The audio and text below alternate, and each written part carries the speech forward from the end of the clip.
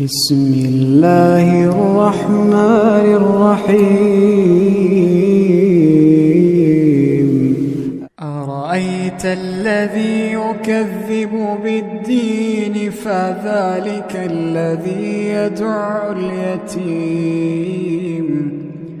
ولا يحض على طعام المسكين فويل للمصلين الذين هم عن صلاتهم ساهون الذين هم يراءون